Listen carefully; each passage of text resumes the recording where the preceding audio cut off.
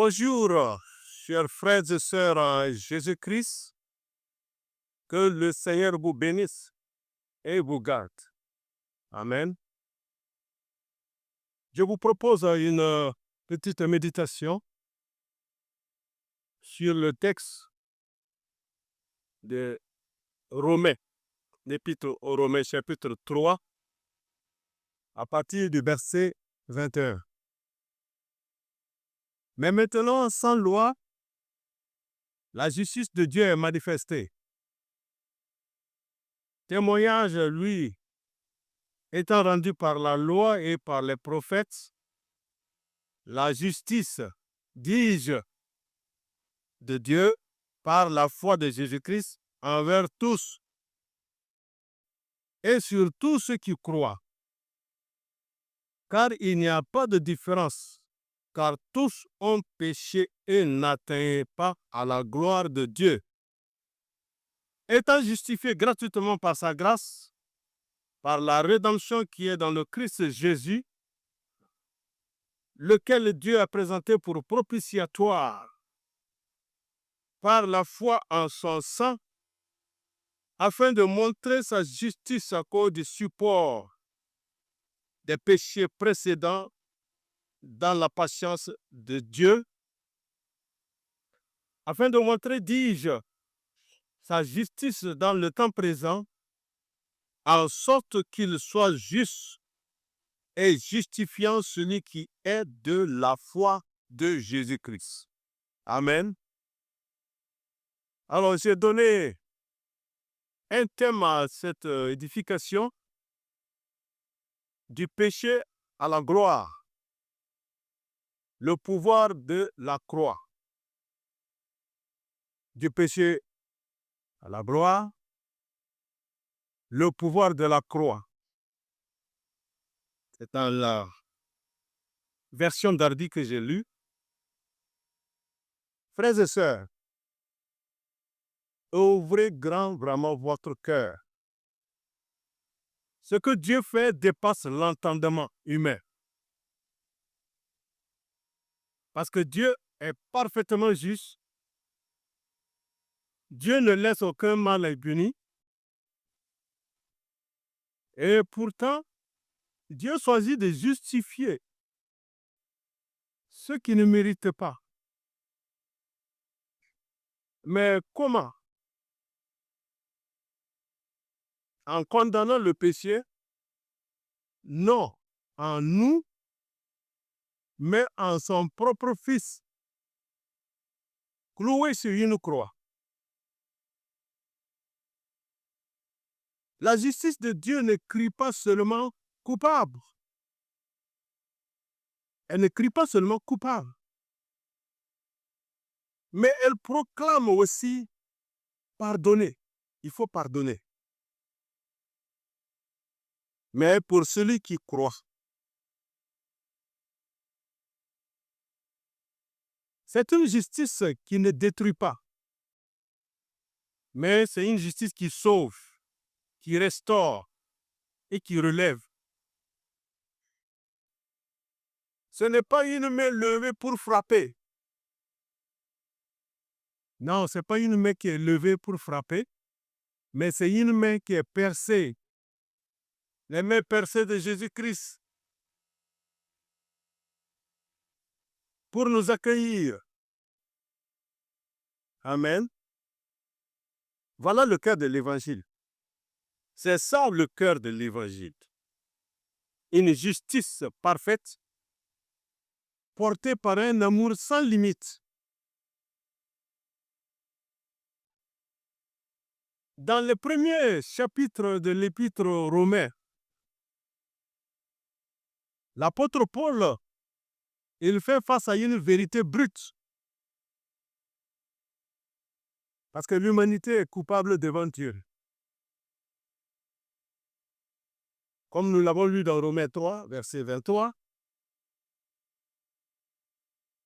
tous ont péché et n'atteignent pas à la gloire de Dieu. Tous ont péché. Aucun ne peut se prétendre innocent. Personne n'est innocent. Il n'y a personne sur cette terre-là qui est innocent. Le péché touche chacun de nous. Et cette réalité nous plonge dans une profonde séparation avec Dieu. Nous sommes séparés totalement de Dieu. Mais au milieu de cette sombre vérité, alors il y a une lumière qui éclate. Le verset 21 de notre texte, mais maintenant,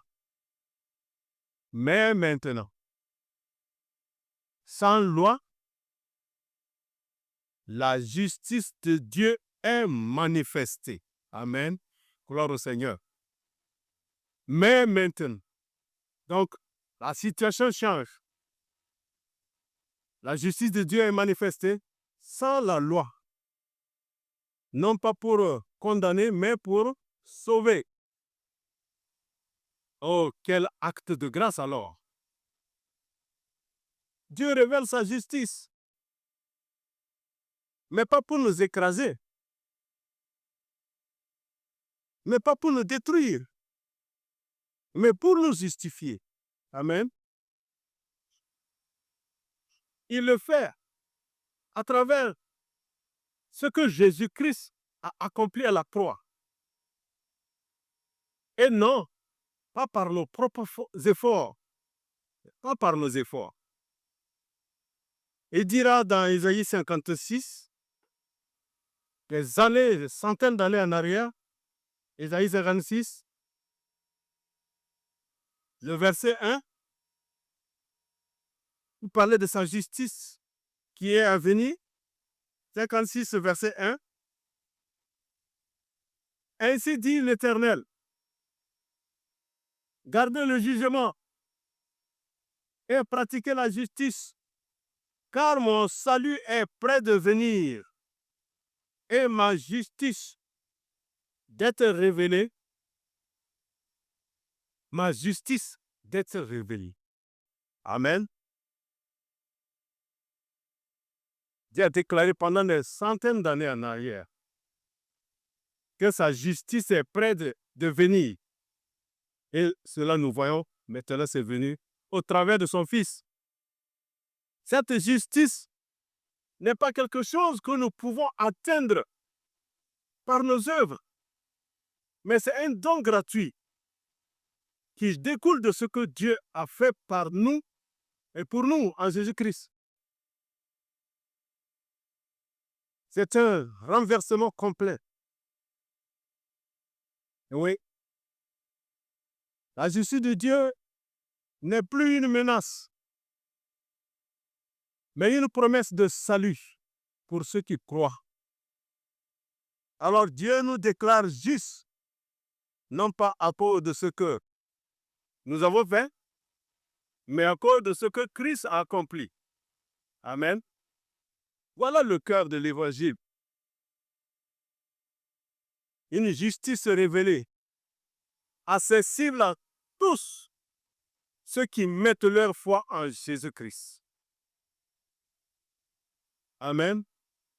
Ah, Dieu ne joue pas avec sa vérité. Il ne minimise pas le péché. Il ne minimise pas le péché. Il ne se détourne pas aussi les yeux du mal, comme le dira Habakkuk, le chapitre 1, qu'on connaît très bien, Habakkuk 1. Habakkuk, le chapitre 1, verset 13.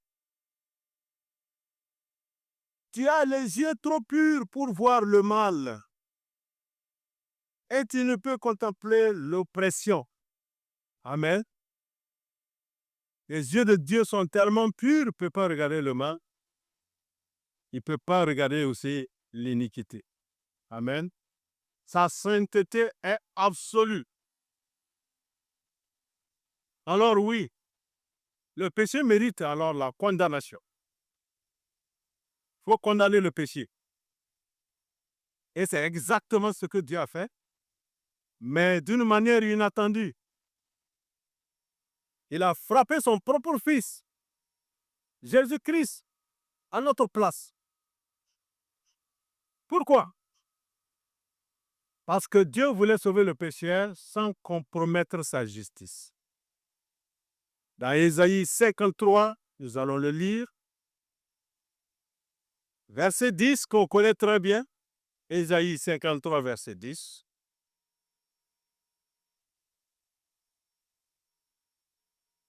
Mais il a plu à l'Éternel de le meurtrir.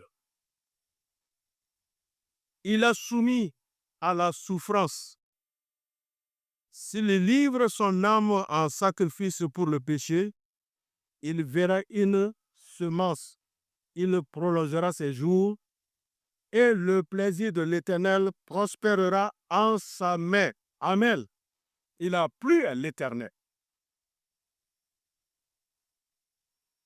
de le briser par la souffrance pour que nous soyons déclarés justes. Pendant des siècles, Dieu a supporté les fautes des croyants de l'Ancien Testament en attendant le sacrifice parfait de Christ, comme nous le lisons dans notre texte de Romains 3, verset 25, lequel Dieu a présenté pour propitiatoire par la foi en son sang, afin de montrer sa justice à cause du support des péchés précédents dans la patience de Dieu. Amen. Dieu a supporté les péchés précédents. Mais aujourd'hui, il peut dire à celui qui croit, tu es juste. Non, parce que tu es parfait, mais parce que ta dette a été payée. Amen. Et dit dans 2 Corinthiens, chapitre 5, le verset 1, 21, 2 Corinthiens 5, verset 21, celui qui n'a pas connu le péché, il a fait péché pour nous, afin que nous deviennions justice de Dieu en lui. Amen. À la croix, Jésus a tout pris. Il a pris notre honte, il a pris notre condamnation, il a pris notre jugement. Et parce qu'il a tout accompli, Dieu reste juste en justifiant celui qui croit en Jésus. Amen. Selon Romains 3, verset 26. Voilà la puissance et la beauté de l'Évangile. Amen. La justice de Dieu n'est pas une simple indulgence. Ce n'est pas un pardon facile, sans conséquence. Non. La justice ne fait pas l'impasse sur le péché, mais bien au contraire, elle le confronte. La justice confronte le péché. Parce qu'il est dit dans Romains 6, verset 23, que nous connaissons très bien, Romains 6, 23, car le gage du péché, c'est la mort. Le salaire du péché, c'est la mort. Mais le don de grâce de Dieu, c'est la vie éternelle dans le Christ Jésus, notre Seigneur. Amen. Voilà. Dieu ne ferme pas les yeux sur notre mal, mais il le juge avec une grande rigueur. Mais cette justice s'est manifestée dans le jugement terrible que Jésus a subi pour nous. Considérons cela. À la croix, Jésus a pris sur lui la condamnation que nous méritions. L'avons lu dans 2 Corinthiens 5, 21. Lui qui n'a jamais connu le péché, Dieu l'a fait devenir péché pour nous. Voilà. Cependant, cette même justice ne s'arrête pas à la croix. Non, ça ne s'arrête pas à la croix. C'est vrai, c'est manifesté dans la résurrection aussi de Jésus-Christ. Comme nous le lisons dans Romains 4, verset 25. Romains 4, 25. Jésus notre Seigneur, lequel a été livré pour nos fautes et a été ressuscité pour notre justification. Amen. La victoire de Jésus sur le péché et sur la mort et son élévation à la droite de Dieu. Selon Éphésiens 1, verset 20. Gloire au Seigneur. Il ne s'est pas limité à la croix seulement, il est descendu dans la tombe. Il a vaincu la tombe, il a vaincu la mort. Il est ressuscité pour notre justification. Ce n'est pas une justice qui condamne définitivement, mais une justice vivante et triomphante qui transforme. Amen. Cette justice est offerte à tous, sans exception. Parce qu'il dit dans Romains 3, 23, « Car tous ont péché et n'atteignent pas à la gloire de Dieu, mais étant justifiés gratuitement par sa grâce. » Donc, il n'y a plus de distinction. Tous ont péché, ils sont privés de la gloire de Dieu. Tout le monde, juif, non-juif, riche, pauvre, bon ou mauvais aux yeux de ce monde, cette justice est disponible maintenant à tous, sans condition. Amen. Et le seul chemin pour y accéder, c'est la foi en Jésus-Christ. Amen. Il n'est pas nécessaire d'avoir une foi extraordinaire ou parfaite. Non. Il est dit dans Romains 10, 9, qu'on connaît très bien. Romains 10, verset 9.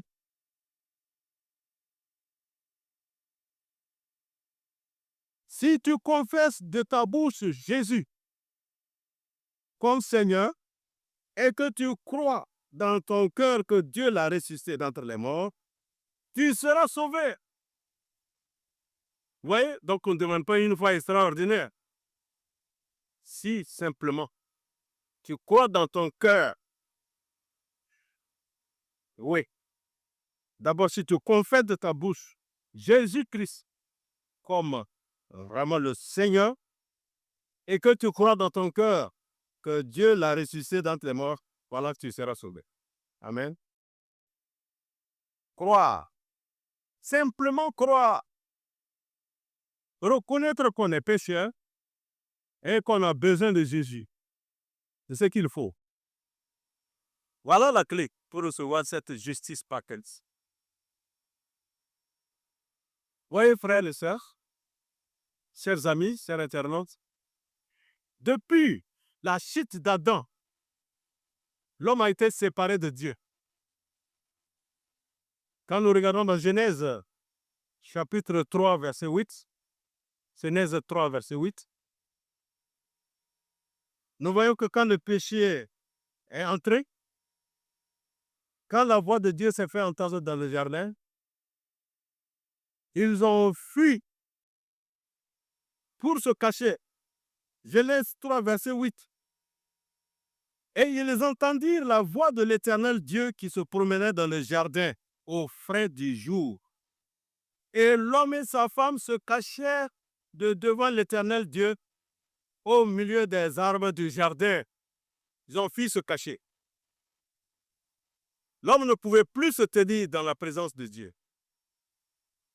Cette communion parfaite étant brisée par le péché. Donc, séparation totale. Mais Dieu n'a jamais cessé de vouloir établir cette relation.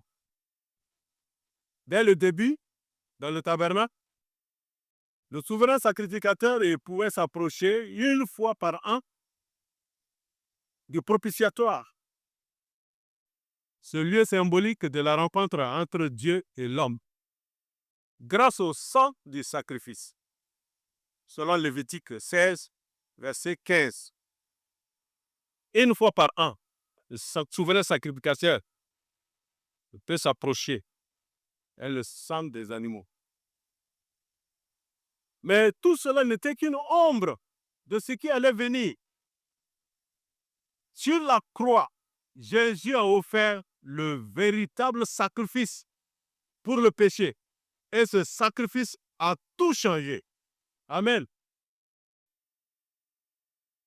Dans Jean 19, verset 30, Jean 19, verset 30, nous voyons Jésus à la croix.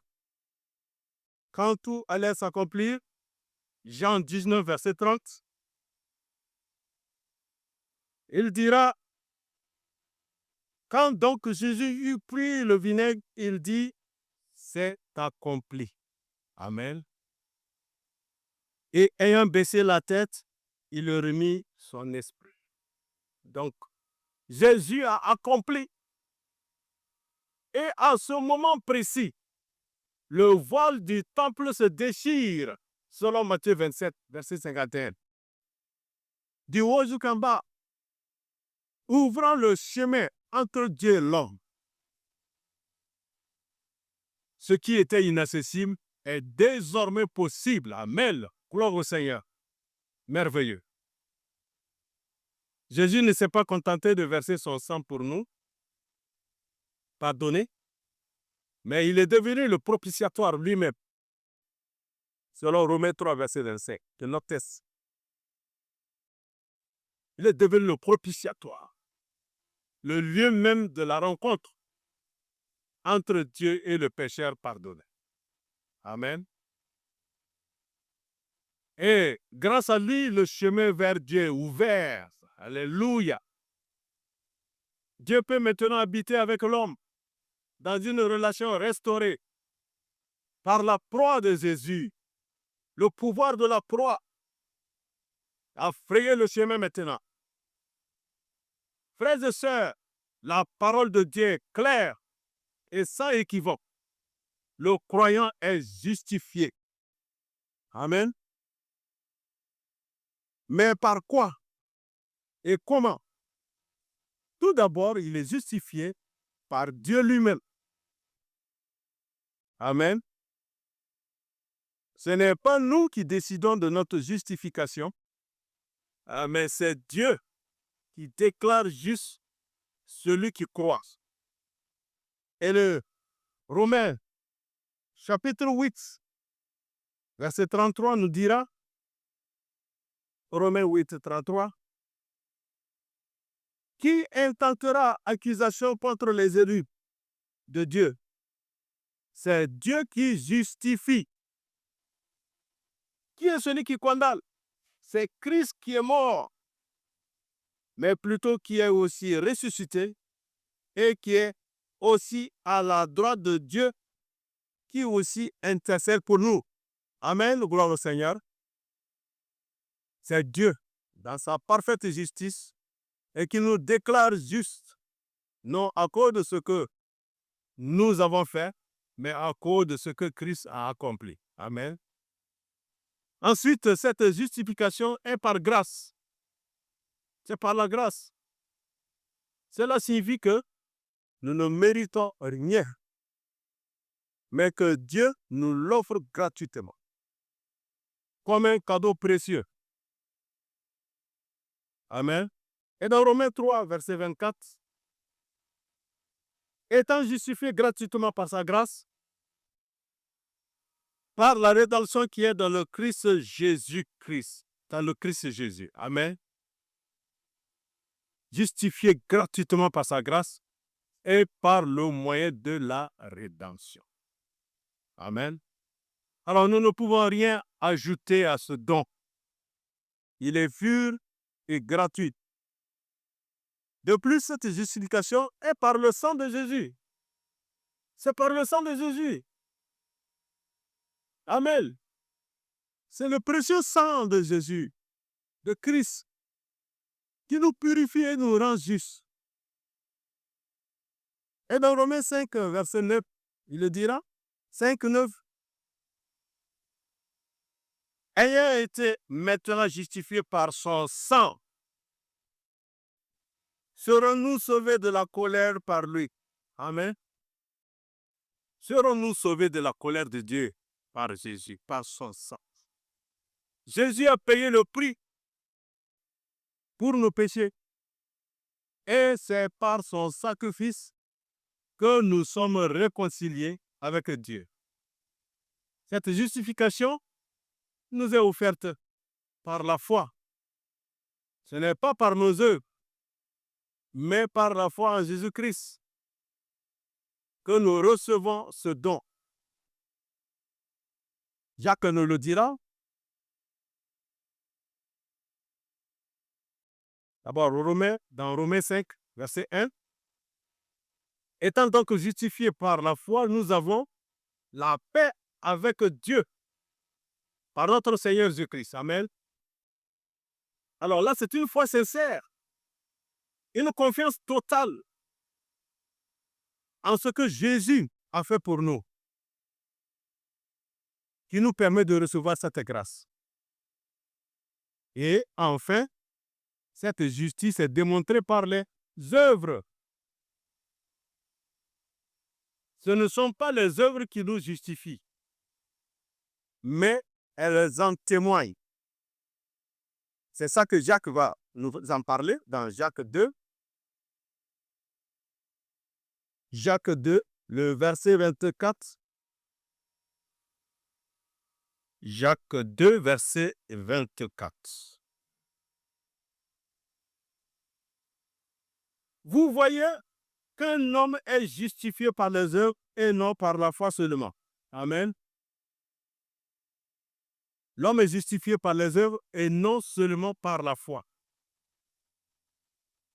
Les œuvres ne sont pas la cause de notre salut, mais c'est le fruit de la justice que nous avons reçue.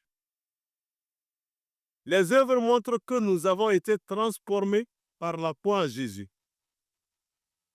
Ce salut, cette justification, n'est pas réservée à une élite spirituelle ou au plus fort. Non. Elle est pour tous ceux qui croient. Peu importe notre passé, nos erreurs, notre condition. Il est pour le pécheur qui se reconnaît pécheur et qui met sa foi en Jésus-Christ. Quiconque croit en lui ne périra point, mais il aura la vie éternelle, selon Jean 3. Verset 16 qu'on connaît très bien. Dieu a tant aimé le monde qu'il a donné son Fils unique afin que quiconque croit en lui ne périsse point, mais ait la vie éternelle. Amen. Alors ce salut, c'est un cadeau accessible à tous, une offre de Dieu pour ceux qui se tournent vers lui avec un cœur sincère. Oh, quel glorieux évangile! Quelle justice admirable! Quelle justice parfaite et divine par le sacrifice de Jésus. Nous ne sommes plus sous la condamnation du péché. Amen. Il n'y a donc maintenant aucune condamnation pour ceux qui sont en Jésus-Christ. Romains 8, 1. Nous avons été justifiés gratuitement, sans mérite de notre part, mais uniquement par la grâce de Dieu. Amen. Comme le dit Romains 3, verset 24. Ils sont justifiés gratuitement par sa grâce, par le moyen de la rédemption qui est en Jésus-Christ. En Jésus, nous sommes unis à Christ, car nous avons été baptisés en Christ Jésus. Nous avons été baptisés dans sa mort, selon Romains 6, verset 3. Sa mort nous a réconciliés avec Dieu. Et nous vivons désormais en lui. Il est l'agneau de Dieu qui ôte le péché du monde. Jean 1, 29. Nous ne sommes plus séparés de Dieu, mais nous sommes unis à lui. Et nous pouvons désormais nous approcher de sa présence. Amen. Tout cela est possible parce que Christ a tout accompli. Tout est accompli. Jean 19, 30. Et par sa victoire sur la croix, il a ouvert la voie de la réconciliation avec Dieu. Amen. Alors, avec les anges et tous les rachetés, nous pouvons chanter ensemble. Gloire à Dieu, force, puissance, hommage, éternel honneur. Amour et reconnaissance à Jésus-Christ, le Sauveur. Amen. Que Dieu vous bénisse. Que Dieu vous garde. Amen. Amen.